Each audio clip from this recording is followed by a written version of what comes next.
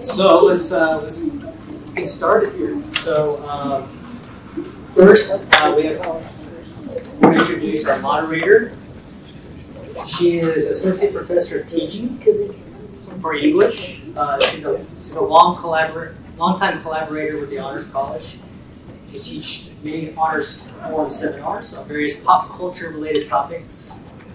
Her latest was on the Avatar: The Last Airbender, and she's also taught the most recent iteration of the U of English Department's graphic novel course. So let me introduce Associate Professor of Teaching, Dr. Ms. Tammy Jones.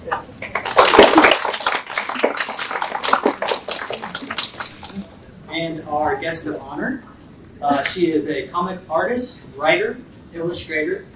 She's worked on various projects, including with properties from HBO Max, Archie Comics, IDW Publishing, Star Wars, Star Trek, Image Comics, Vault Comics.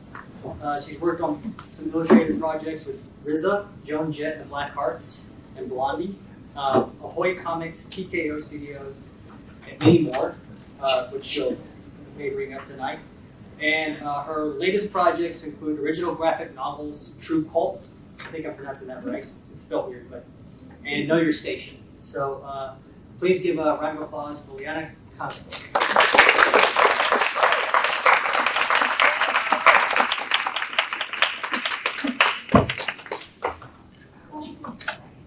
Hi everyone, how are you doing?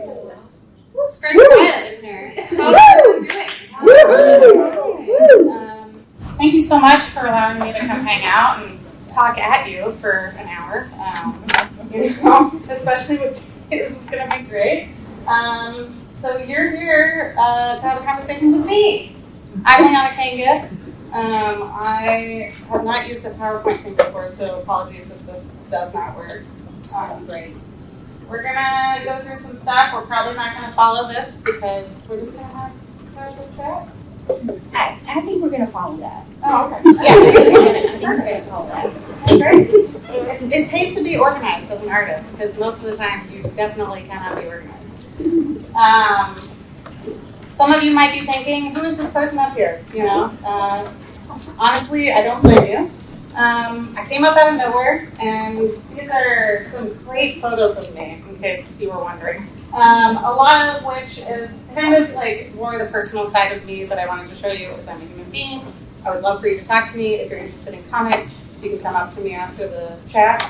But I just want to, kind of give you an idea of like how I'm ingrained in Memphis and how long I've lived here and how I do comics and freelance illustration while living here.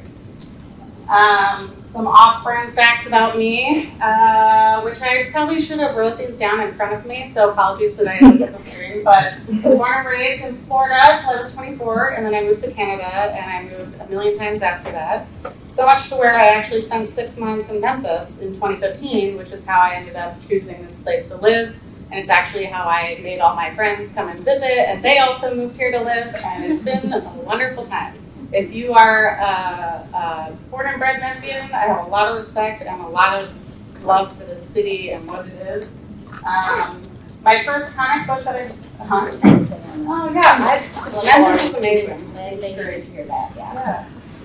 My first comic book that I purchased was a book called Johnny the Homicidal Maniac, which is quite horrific for a 13-year-old to read, but you got to start somewhere, and there's a lot better distribution now with comics. So I worked actually at a university for almost 10 years before I started pursuing freelance art. And the reason being is that I worked at a university until my partner said, hey, do you want to live in Canada? And I was like, well, I can't say no to that. So I ended up quitting my full-time academia job where I worked in higher education, and I started pursuing art full-time. We lived in Ontario, Canada, and I started my comics career pretty much right when we moved to Canada. I ended up meeting a ton of creators. I got to ask them questions. Toronto's a wonderful city to get to know a lot about comics. They focus primarily on it. A lot of their libraries do free stuff with comics. It's great. Faith Center in Pigs? I have not, surprisingly. Okay, because she was in Yep. Toronto for a while, but I think she's on the West Coast now. Oh, I think she moved to Vancouver. That would make sense. Yeah. All right, good. Oh no, this is great. Some more facts about me. I drum sometimes. I really like drumming. Music, makes sense. Us moving here.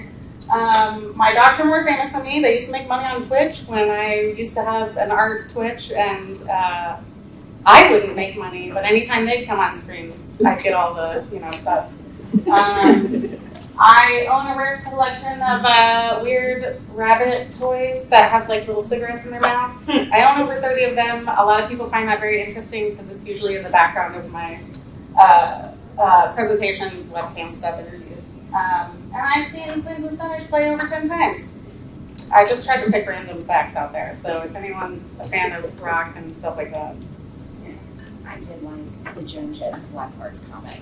You did? Listen, Gen X are here, so that's very, very close to my Gen X heart. No, so working with Blondie and Joan Jett approved, and like she did all that stuff, and getting to work on those graphic novels, literally, they are my favorite, like, of all time. That's one of my favorite genres of comics, is sort of music biographies or autobiographies. I really, the one on Redbone is really good.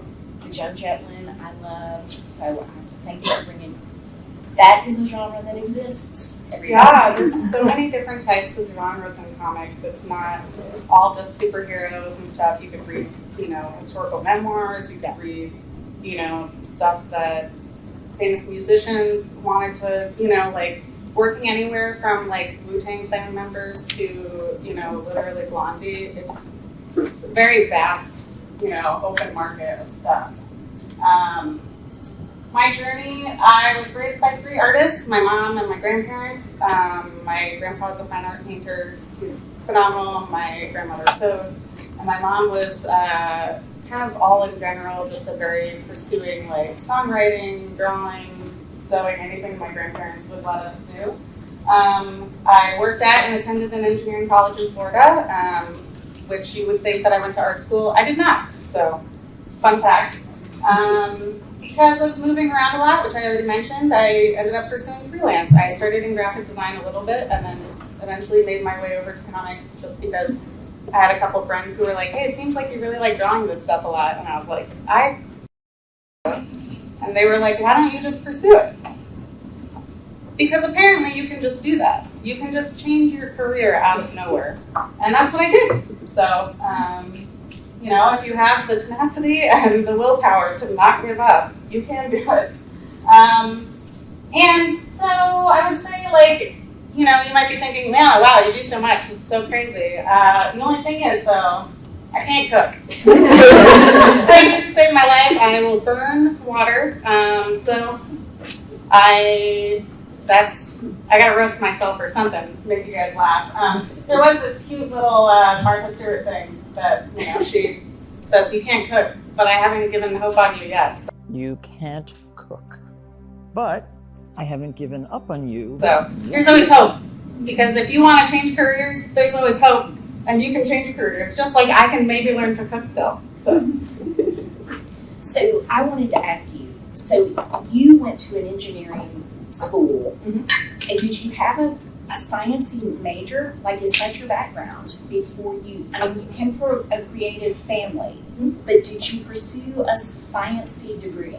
I pursued computer science first, and then I switched to applied behavior analysis, and then I switched to communications.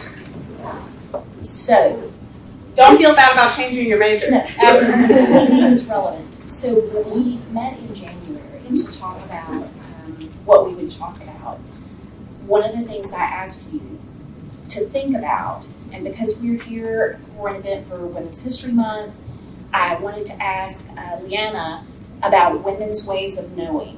So name drop for the students in the audience, foundational feminist texts from the early 1980s, even earlier than me, is Mary Malinky's Women's Ways of Knowing. And she talks about how women come into the power of their knowledge very differently from men, that there's usually, almost like in language acquisition, a silent period because they don't feel empowered to know things, especially when what they know, what they sense, what they have intuitions about varies from what authorities say is knowledge. So I wanted to ask you, since you've got this sciencey background, but then you did get into comics, do your experiences confirm that? Like, do you feel like it's the ways women work and learn? Is it different than for men? I could see how that could be applied to my specific journey, just because in the area that I grew up in and the college I went to, engineering, computers, everything was widely accepting of women in the 80s and 90s. And so I think that was like something that I was like, well, that'll make me the most money. It's not that my parents didn't support me doing art at all, because they definitely did. But, you know, you always in the back of your mind, society tells you to have like this version, this realistic version of like supporting yourself, making money and things like that. I think what we are not taught younger on is how to do that without doing 9 to 5. So learning how to take care of yourself, learning how to find multiple ways. I used to hold down 3 jobs before I worked at the university. Like I held down 3 part-time jobs, you know, just because when you're a teenager, young adult, like and that's probably where my insane ability to manage projects and freelancing comes from, is just managing 3 different scheduled calendars and your school and everything else that you have to manage, where not to say that I was necessarily gay-kept out of like pursuing art or anything, but it's kind of intimidating to not have any type of leadership or help to enter those spaces that you feel comfortable in. So, I mean, I definitely, and what I was telling Timmy is that I think I went to a comic convention in Orlando, and I really felt like pursuing comics could be something viable, because I spoke with Gail Simone, who's a prolific comic writer and now novel writer and stuff, and she's just incredible. She writes awesome stories. She was like one of the big Batgirl writers back in the day, and you know, seeing how she managed her whole lifestyle and like did that made me feel like I could pursue this. And then finding out, you know, in Toronto, big comics community, lots of people that can manage like part-time job or whatever, and still pursuing this and, you know, working on freelances. I think it's nice when you have someone who is like you, who gives you the, you know, the push or the support that you need to make it to the next step. So, yeah, I totally see that. Yeah. So, I can't cook. These are some of the projects that I've worked on. I realized that a lot of you probably don't know much of my work, so I wanted to kind of showcase things that I've worked on since 2017. I've worked on a lot of franchises. Most of these books are things that I've done fairly recently. If you're interested in reading more about comics or wanting to learn what kind of comics would be great for you, feel free to ask me. I'm super open to that. But you can find a lot of my stuff in libraries or a comic shop, things like that. And these are some of the companies that I've worked with. You know, you can go from working at a university job to, you know, dealing with Netflix and weird things like that. And did I think that would ever happen? Absolutely not. But sometimes it happens, even working with some of my favorite bands, record labels, and things like that. Comic artists don't always necessarily solely work on comics. I like to illustrate as well, so I found that it's broadened my, you know, my clientele and got me to do like beer labels and just a whole bunch of random stuff. People like comic-looking stuff, apparently. So, yeah, so we're going to talk about inspiration, right? I did want to ask you, especially since we're here in Women's History Month, I wanted to ask you, feel free to talk about any influences or inspirations, but I wanted to talk first about women's creators or women's stories or women's character or female characters that you just particularly love or close to your heart or that you identify with. You mentioned Gail Simone. Shout out. Who are some of the other creators or stories or characters?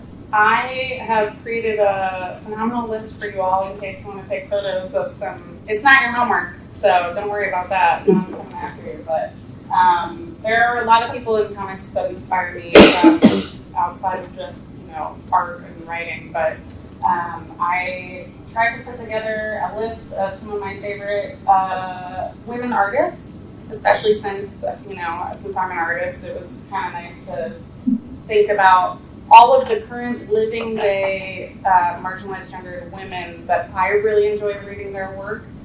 So these are Good names on that list.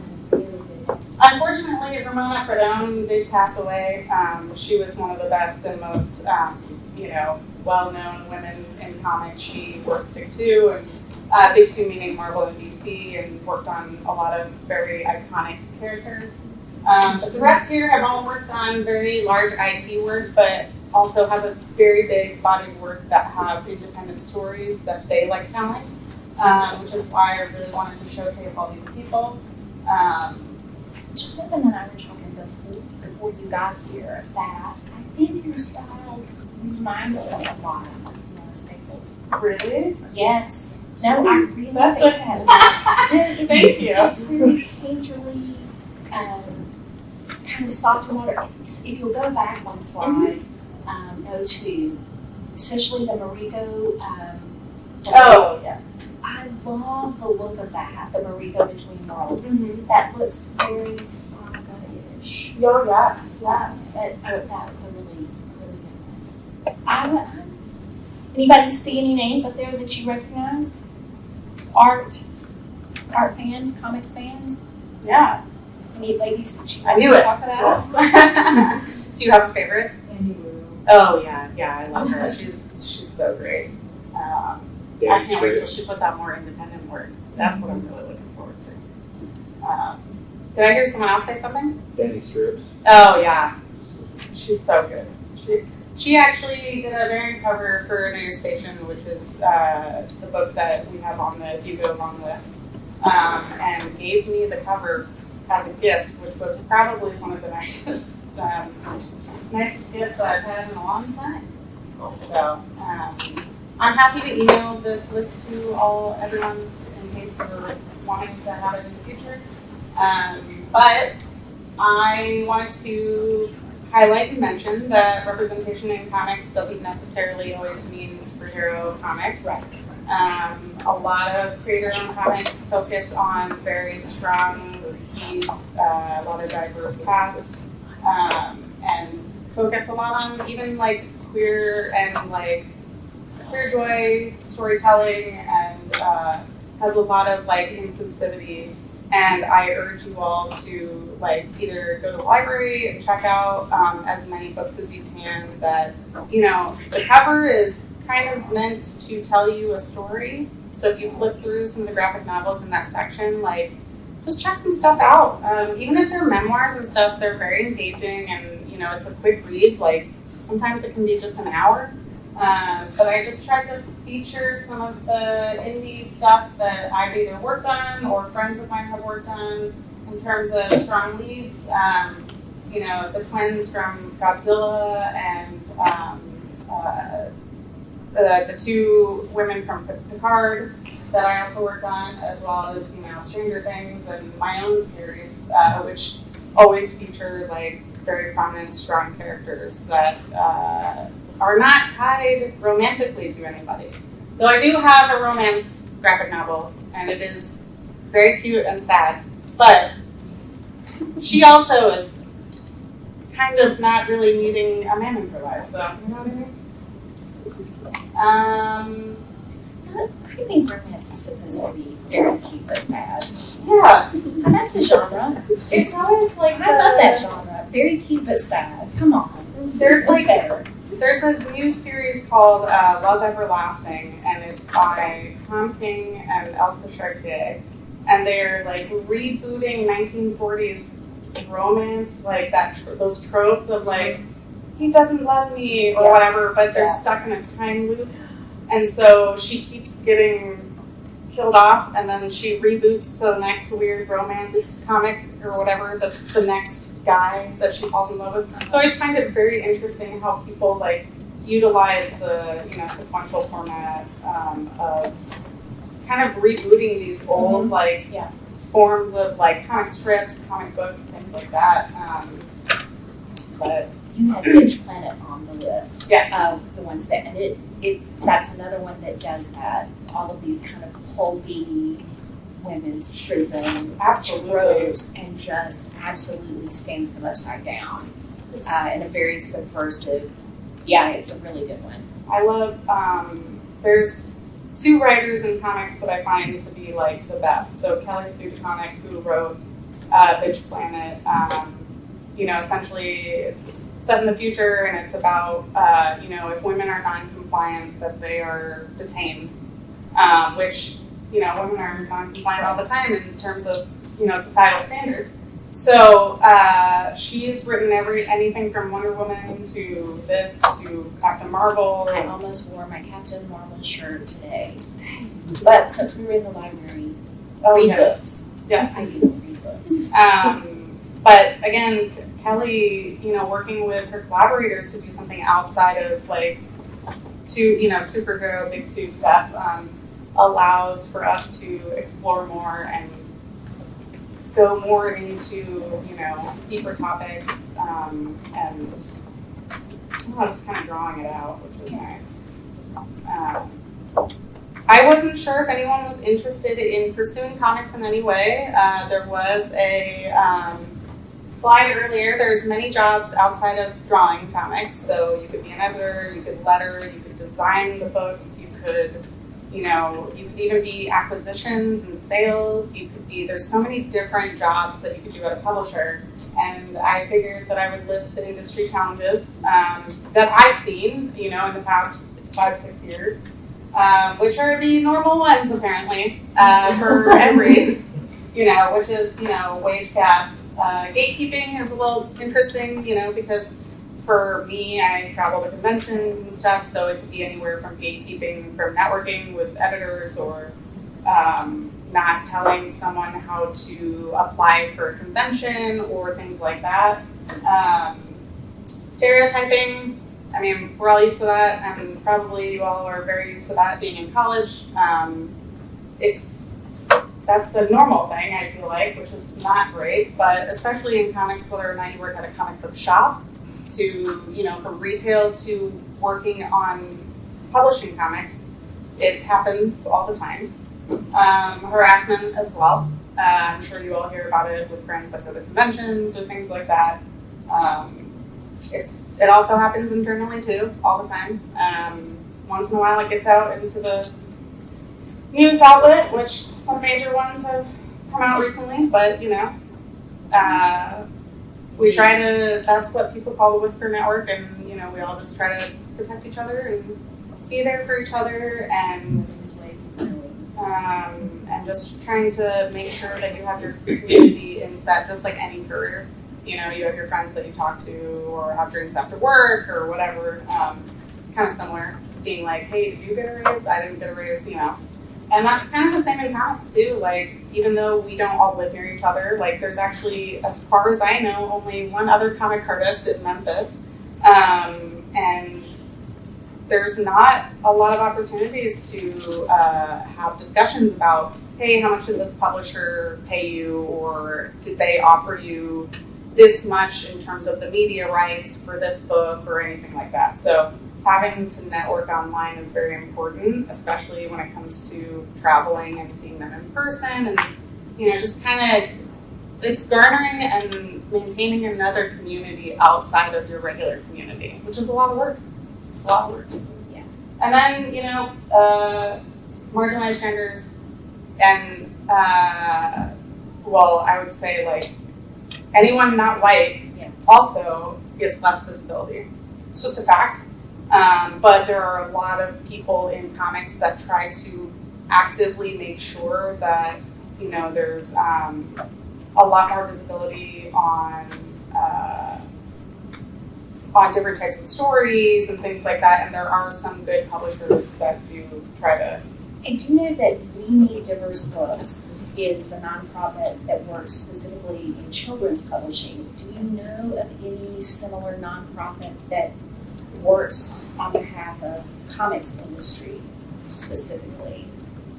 I don't. If not, you probably Yeah, that's a really good point. I don't know of any nonprofits, but I do know how I was able to, I think, pursue a lot of my career was due to Trve Kvlt, who created a hashtag on Twitter a long time ago. She had a lot of reach, which was called Visible Women, and it allowed me to meet future collaborators that I ended up working on award-winning stories with or award-winning books with. And I was even on the Tamron Hall show, which is weird. Actually, I had my videographers up there to just, describe to people that like breaking into the industry is difficult, but when you have a strong leader that is willing to spend the time to show, lesser voices and boost them up, it works. It trickles down, but it does work. And I try to do that. So there are things called, there's like these hashtag days. So like one is like drawing all black. And I am immediately on it every year because a lot of creators are trying to, I've personally worked with like Kangas and Vita and Tim Smith who did the Black AF series. And I was one of two white people on the project. And I was like, am I appropriate for this project? And why do you think that I'm appropriate for it? Because like I want to make sure that this team works well with me, and I want to make sure that I am bringing something to the table that not another Black creator could bring to the table. And it turns out the character we worked on was biracial, so they wanted to bring a white artist on. So I was like, as long as the entire creative team is okay with that, like I'd love to join. And it's a lot of that job allowed me, I've learned so much working with those, the editor, the writer, and like just making sure to be more cognizant of things like that and how there's not a lot of view placed on that in the industry and how there needs to be because we don't have enough diverse stories. But also, there's Latinx hashtags, there's queer LGBTQIA plus hashtags, there's visible women. And so I think it's just an ongoing effort to ensure that we can get these people to be seen, to get jobs, so that way they too can like pass down. It's like passing a gauntlet, right? There's been a lot of times where I've been able to give opportunities to like, not mentees, but like fans of mine who ended up pursuing comics and then ended up getting published, and like knowing that they actively want to work in the industry, it allows me to pass off jobs that I can't.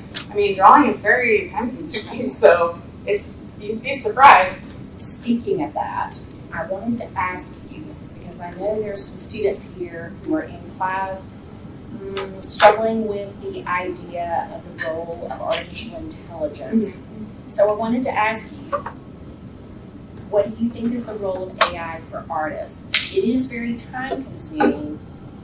Can AI do what you can do? Absolutely not. There's so many, Rachel Stock did this hilarious comic about this guy trying to draw using, or like trying to emulate an image using AI. And it was just like horrific. There was like 18 fingers and like, it just, we've all seen the awful like posters that are done where you're like, is that person's head on a bicycle? Like you have no idea. None of this stuff makes sense. It's a huge waste of energy. And like now I'm sure that you all are very aware of the servers here that are in Memphis, which is not great for our environment and our very clean water that we are very lucky to have. But it also I think it degrades the hard work and power that we as creators have, and I say creators because writers as well. I'm sure that people use ChatGPT or ask questions, but how is there a difference between asking ChatGPT a question that's not going to give you accurate information versus you Googling it yourself? You know, like from when I was a kid and a teenager, I had to look at Encyclopedia Encarta. So I think it's a lot different for me because I've done the hard work constantly, and you will struggle, you will sometimes fail, you will sometimes be rejected, and that's okay. But I think that it's a cheap tool, and this is just my opinion. This is not the comic industry's opinion. It's a tool in which maybe it can help people. Don't you think that I'm not an artist in that sense, but as a writer, the best ideas come from the struggle Absolutely. of the expression. Oh, So for an artist, do you also find that? So, I mean, it takes the time it takes yeah. to arrive at what you know is good. Right. There's this NPR article that I read a long time ago where it's you're creating, whether it be writing, drawing, making something, crafting, anything. There's a graph in which your expectation is down here and your concept of skill is up here. And the more you work on it, it's a roller coaster ride of whether or not you think it's good, because your concept of what is good is surpassing what your output is. So therefore, you're going to struggle. It's going to be difficult. Every piece I do, even right now, I have redrawn yesterday 2 panels because I didn't like them. They weren't good enough. And these are for, this is for Paramount. This isn't for like my own personal thing. This is for a client that expects a certain level of me. And sometimes you just have to redo it. Sometimes you mess up an Excel spreadsheet and you have to redo it, and that's totally okay. But I think, so for number one, the AI thing, the way it generates images is because it is fed images that hardworking people that have created art into a machine. So it's basically, stealing an algorithm of their work and outputting something. So it's plagiarism, essentially. And so really, that's kind of, unless you're just asking it a Google question, it's very complicated. This is a very interesting landscape to navigate, which I had just come off of the NFT thing. So I'm very stressed and tired about it. But, which thank God NFTs died off. It's, I don't know. It is a strange moment to be a creator, isn't it? It's strange, and technology is amazing. Yeah. Like, I could not live without my Cintiq. I do not draw on paper. I wish I did. I have a lot of friends who did start drawing comics on paper. Could not be me. I would erase so much that there would be a hole in the paper. So, technology is amazing. There's been huge, advances in Adobe Photoshop, things like that, where I use that stuff all the time. But we are so far behind what our technology is advancing, and there's, I think, a way to respect it, and there's a way to put the boundary up in which it needs for creating. Some of my students have heard my microwave analogy, and I asked them how often they use it, and most of them said, not very often. And I was like, why not? They're like, we don't have leftovers at our house. But you could go to the grocery store and buy exactly frozen what you eat in your home. It's been scientifically calculated and crafted. It's got the exact same nutritional value. Is that what you want to eat every day? And to a person, they all said no. I have never heard that analogy. That is wonderful. Well, microwave is awesome. It's an amazing tool. It's not what you want to be cooking your food every day. So, no. Technology is amazing. can't serve culture and context and humanity. You just can't. You just can't.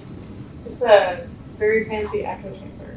Yes, yes. Yes. That is a very good description too. Yeah. Well, I can see that people are eager to ask questions. Jonathan, is it okay if we move to questions? How are we on time? Is it okay to move to a question? Okay, so we've got a question on the front row. So my perspective of one of the things at AI is that when you prioritize cheap content, you're going to get cheap results. I work in graphic design and print shop, and there are people who don't want to pay for graphic design, so they bring in an AI image, and it's usually horrible. You can't do anything with it, and their stuff looks cheap. So I'm not entirely threatened by AI because I know at the end of the day, no matter what, my stuff isn't cheap. And therefore, it's going to be prioritized higher regardless. That's a really, really good way to put it. Also, I'm so glad that you're getting that affirmation daily because I think with how often we see it, and I have seen a lot of people on TikTok do AI, like comic books and stuff, and they're selling them in the TikTok shop and stuff like that. And it's just immediacy, you know. I still think things that are being sold at TikTok shop are considered cheap. Yes. It's like something on Amazon. Like, I just think that people get tired of it. Like how you get tired of a microwavable dinner. You know, it's like the last time I saw AI art, I was at the flea market. So. Oh my god, that was awesome. Thank you so much. No, I had a comment. I had a comment. I think the microwave analogy does not, it doesn't go far enough to explain what is wrong. What is wrong? Everybody, this is Dr. Cahoon. The microwave analogy does not go far enough. It doesn't go far enough. I don't think you can compare. You can't say that the nutritional output of AI is going to be the same as your wonderful art. It's just not the same. It doesn't work for me as an analogy. I think we have to come up with a better way to describe just how lacking that technology still is. She's like, I'll work on it. Thanks, Lori. Okay. Strong feelings. Yeah, Dr. Cahoon does have also note, Dr. Cahoon has very strong feelings about AI. I feel like there's not enough regulation on it either. It's the Wild West out there.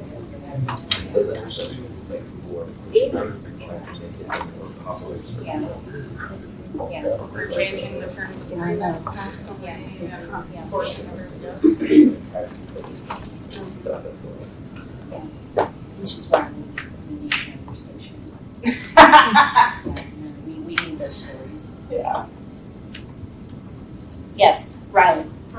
Back to your comparing AI and Google, I don't think that they can be compared. I think there are some things that AI can do that Google can't. Mm-hmm. Speaking as someone, I took chemistry last semester and to use my own personal experience. There were things that I used AI for to explain to me better than my professor could explain to me, just because he couldn't articulate it in a way that made sense to me, whereas the AI, the way I could ask to do specific things that made sense to me, so I don't think we can really compare AI and Google. Yeah, I think what you're describing seems more like an accessibility tool for helping education. I think what I'm thinking of is when someone types in give me a story idea so that way I can, or what is, instead of going to Wikipedia or a website of a historical place or whatever to learn about that place. But I mean, again, as an accessibility tool, it's great. If that is primarily what it's being used for, but also chemistry is really, it's formulaic, right? Chemistry is formula. Yeah. And art is not. And I also, to add on to that point, I think that's why AI doesn't work as an art tool, because they're trying to force something to be formulated. Yeah. What it's Yeah. not. I want to say that it's being forced, but I got a question. Mhm. So, from the time AI was started to generate the different arts, and like the young lady said on the front, they come in, they look cheap.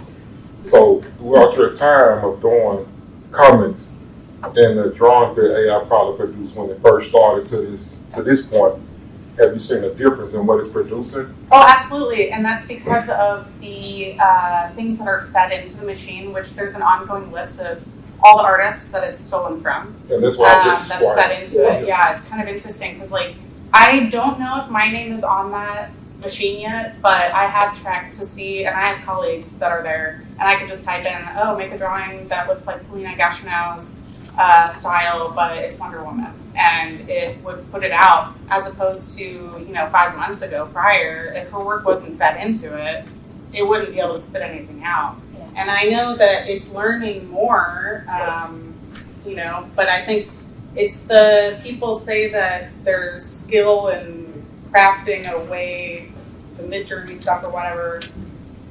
I don't agree with that, but I do think that it's like, if you understand how to use the tool, there's a difference in what's coming out, if that makes sense. So is it safe to say that even though a lot of people today say I'm not worried about it, but you should be worried about AI?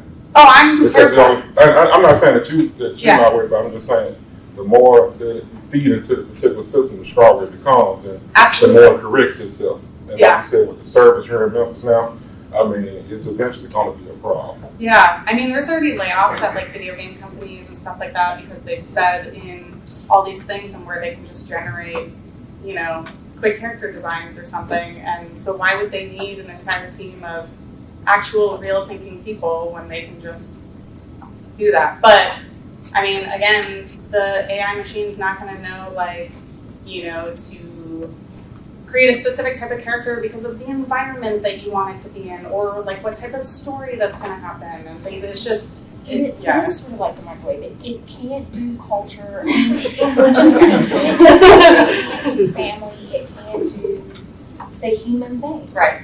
Yeah. And I'm Context. terrified. I am terrified of technology. Like, I grew up watching like Akira and like Bubblegum Crisis and things like that. I respect the robot overlords that will eventually take over.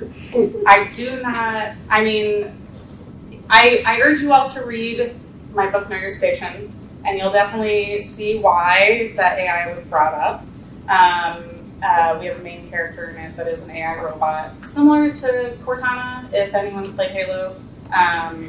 Very much like, kind of like your Siri device, or things that we didn't think about 10 years ago that were in our house. Or Is there a question about that? Yeah. So where did the name St. Bridget come from? that one was all Gaelic. Okay. I will ask them and I will email you. Okay. I thought it was an interesting name to give it the name of a saint. St. Bridget. Yeah, same version. Yeah. Does anyone else have any questions? I guess steering away from AI, I'm interested in your art process. Like you were saying that you don't even touch paper. So, like, how do you construct your layouts and everything? And like, can you talk us through that process? And like, you color a lot of your own material too. So I'd love to hear about that. Oh, awesome. Yeah, absolutely. And I should say, like, I do traditional work, but it depends on the project, either commission or, if it's something that I would hope to sell in the future. So, like, my Star Trek covers, I typically do them on paper, just knowing that Star Trek fans like original artwork and, things like that. But a lot of times, my process has changed pretty drastically after getting an iPad a couple years ago. I used to do all of my layouts either on paper. Typically, I'd print the script out and then just do, like, the margins, like what most of my colleagues have done. But now I just do it on my iPad real quick, import it to my computer, and start, honestly, like, drawing. I used to draw exclusively in Photoshop on my computer with my Cintiq, But since Godzilla, actually, I was traveling for work, and I was like, all right, I need to learn how to draw this comic page on Procreate because I would like to travel. You know, like, what's the point of being freelance illustrator if you can't go around and see people and stuff? So I finally taught myself how to do it. So Godzilla was done solely on Procreate, which was really cool. I purchased brushes from this place called Trve Kvlt. And yeah, they're such a great, like, you know, even folks that don't draw, like, they have amazing, like, texture packs and things like that for graphic designers and whatnot. And I just landed on something that really let me kind of move forward with that. But yeah, most of my stuff is digital. If I scan anything for covers that are traditional, I'll end up coloring it digitally 90% of the time. And I'll do commissions for shows, like, but most of those are 9x12 or 11x17, and you know, just go from there. So, How did you go about making and printing your graphic novels, not single canvas sheets? well, most of the time, a publisher would be involved in that process. So, typically, the timeline of starting a graphic novel. So, for Near Station, I'll go from beginning to end, just because that one's on the award long list. I was contacted in February of 2022, I think, by my editor saying, hey, I have this project. Here's the very basic byline. It's like a mystery in space.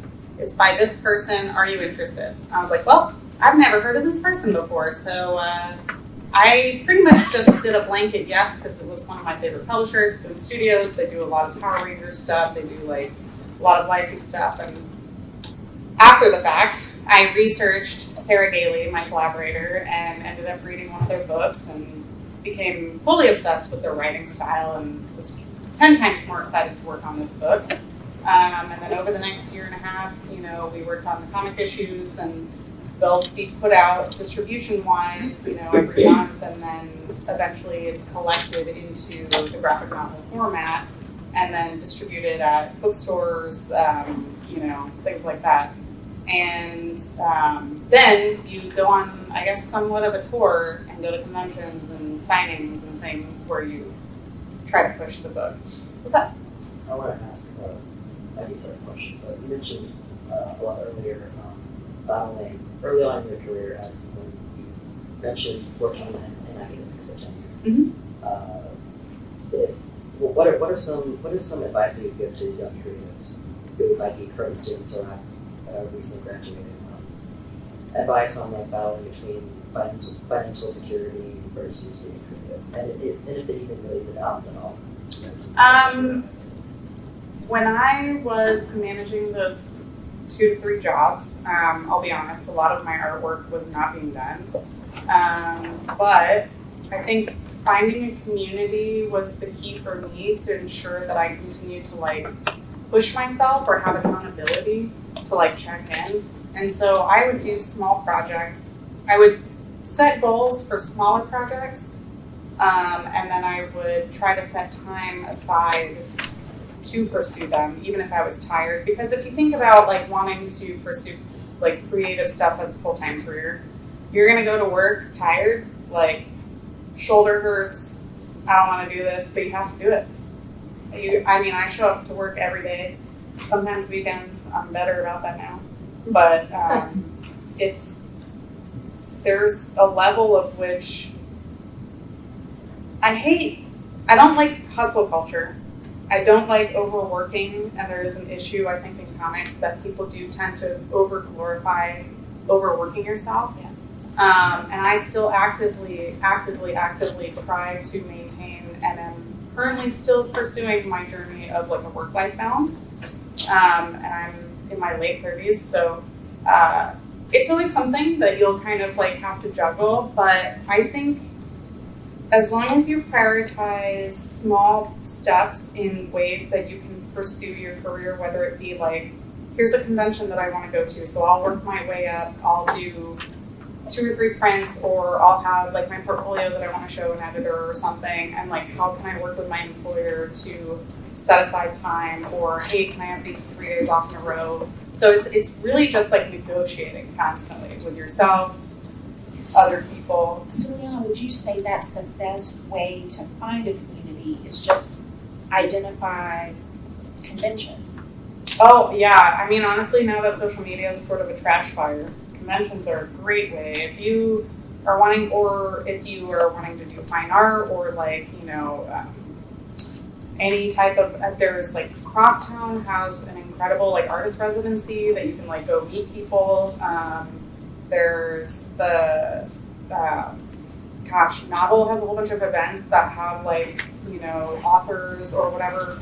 Don't be afraid to ask people like what their experience was like, or any advice. Like, I have been that person terrified to walk up to somebody to be like, well, what if I'm bothering them or whatever? But like, my favorite part of the job is when people come up to me and they're like, how do I do this? Like, what can I do? What's the next step? Or, you know, like, so I really think it's like putting yourself out there, not being afraid of rejection, and just constantly pursuing. It sounds exhausting because it is, but it's, you know, if it's something you love, it comes pretty easily, I think, like after a while, or you get used to it.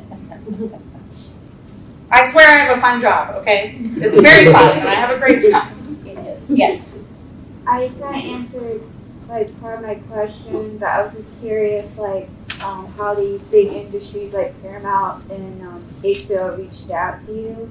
Like I always hear stories like from the old comic book artists, or like, oh, I have to move to New York, and that's how I started my career, or to LA, which, I mean, those cities are nice and I visit them, but it's like, I don't really want to move to New York. No, definitely not. Yeah.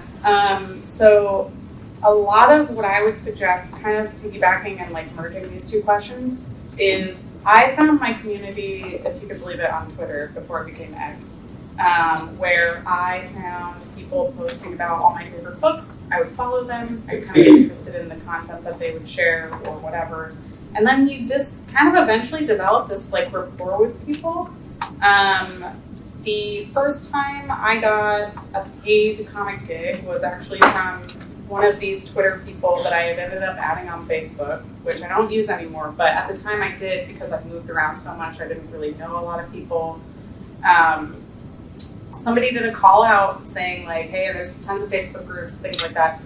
Somebody did a call out and was like, hey, I'm doing this anthology for Planned Parenthood. Would somebody want to draw it? And I was like, I'll do it. Like, sign me up. And this was, again, a short project that was like maintainable and being like clear with my boundaries in terms of how long it would take me to turn it in and things like that.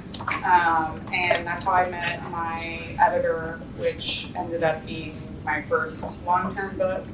For the HBO thing, I actually still haven't figured out how they found me, because I think it was a colleague of mine who was a designer for a publisher that I've worked with for a really long time.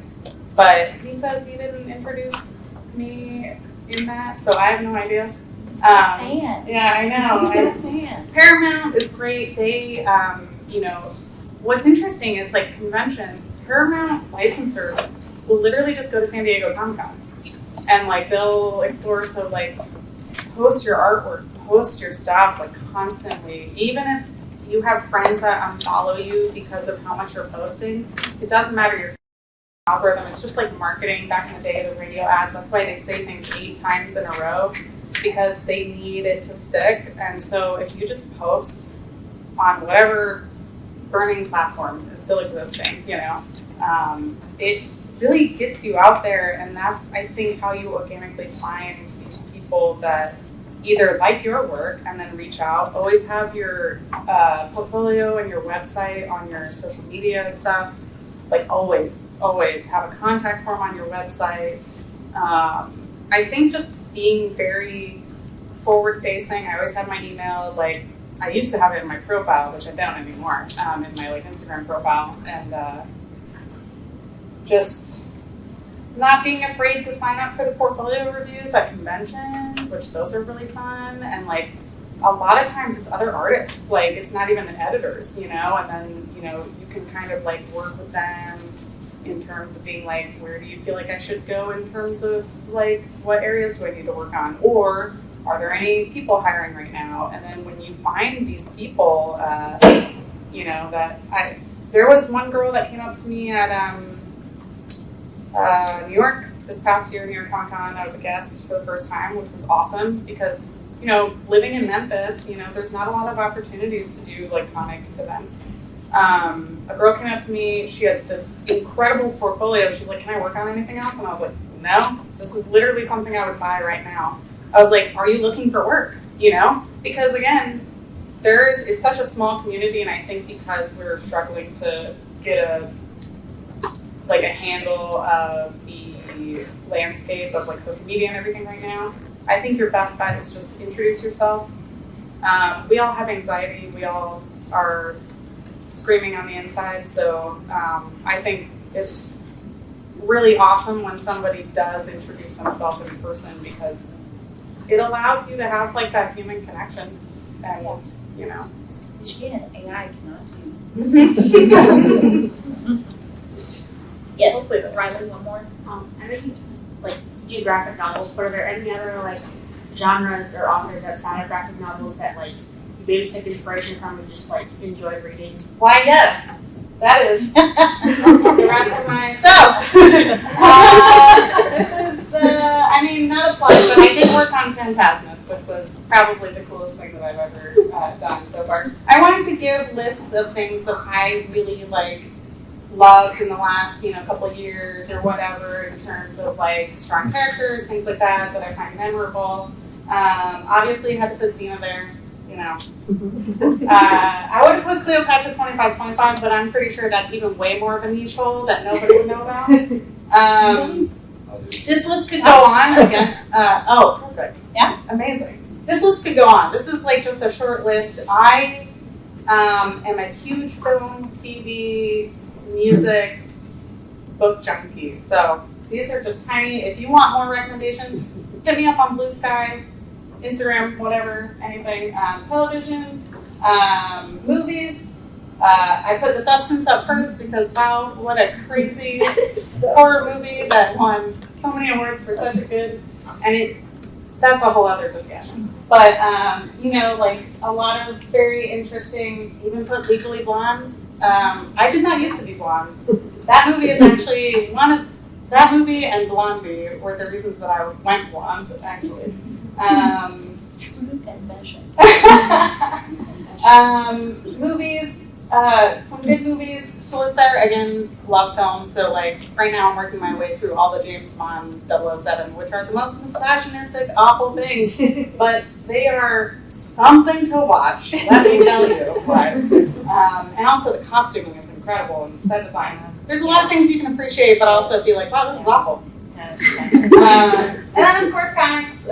These are some major, I wanted to list like some top ones that I really found that were like pretty resonating with me, which, you know, It's so good. and you might, I mean, even Paper Girls is a TV show, so like you can watch that on Amazon Prime. Ali Wong is amazing, hilarious. She's cast in that and she did a great job adapting it.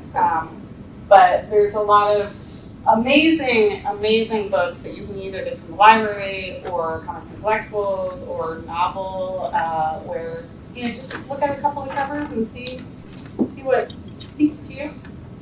And then this was going to be a movie.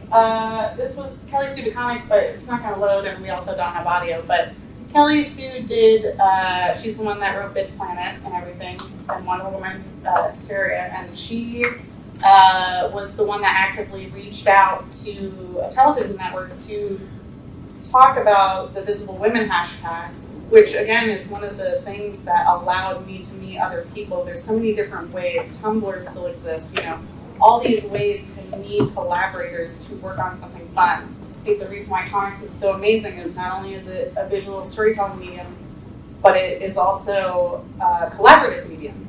You can work with friends, you can work with colleagues, and make something so special, which is awesome. And And then again, just talking about like what I talked about earlier, ways to support or ways to find your niche. If you wanted to be in comics or read more comics or support creators in comics. And that's it. That's me.